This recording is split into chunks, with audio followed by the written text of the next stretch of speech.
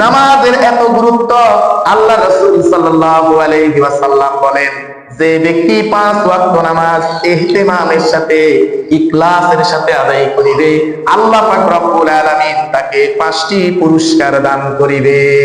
সুবহানাল্লাহ বলেন। 5টি পুরস্কারের মধ্যে প্রথম পুরস্কার এই দুনিয়াতে আল্লাহ পাক রব্বুল আলামিন দিবেন।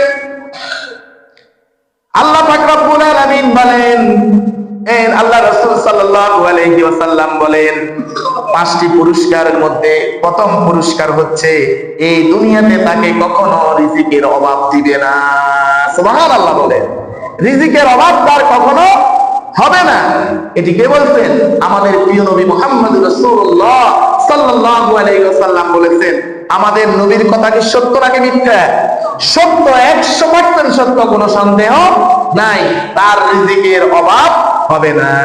আল্লাহ রাসূল বলেন, 2 নাম্বার পুরস্কার সে পাবেন কবরে যখন তাকে রাখা হবে। কবরে রাখার পরে আল্লাহ পাক রব্বুল আলামিন যতই আযাব তার উপর থাকুক, আল্লাহ পাক রব্বুল আলামিন কবরের আযাব তার হটাইয়া দিবে। সুবহানাল্লাহ, সুবহানাল্লাহ। এর চেয়ে কি হতে পারে? দুনিয়াতে আপনাকে রিজিকের সুব্যবস্থা করে দিয়েছে আল্লাহ, এবং কবরের, আমাদের আখিরাতের প্রথম ধাপ হচ্ছে কবর। কবরের মতো একটি ভয়ঙ্কর জায়গা থেকে আল্লাহ পাক রব্বুল আলামিন আমাদেরকে, নামাজি ব্যক্তিদেরকে আল্লাহ পাক রব্বুল আলামিন আযাব থেকে রক্ষা করবে। সুবহানাল্লাহ বলেন। 3 নাম্বার পুরস্কার, তার ডান হাতে আমলনামা দিবে। সুবহানাল্লাহ বলেন। ওই ব্যক্তি সৌভাগ্যবান যে ব্যক্তি ডান হাতে আমলনামা পাবে, হাসতে হাসতে সবাইকে দেখাবে, দেখো আমার আমলনামা কত সুন্দর। সুবহানাল্লাহ বলেন।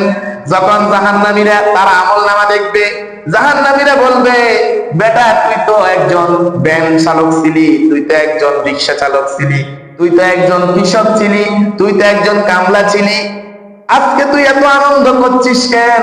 আর আমি ছিলাম এলাকার মধ্যে মাতব্বর, আমি ছিলাম অনেক কোটি কোটি টাকার মালিক, আজকে আমার মুখটা কালো, তোর মুখ কেন হাসি খুশি?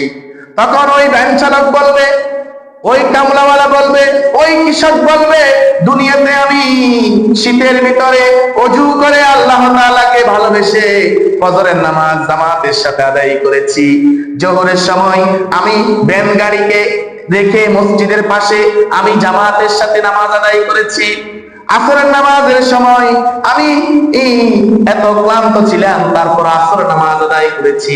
মাগরিবের সময় মাগরিবের নামাজ আদায় করেছি। এশার সময় এশার নামাজ আদায় করেছি। সেই পুরস্কার আল্লাহ পাক রব্বুল আলামিন আজকে আমার ডান হাতে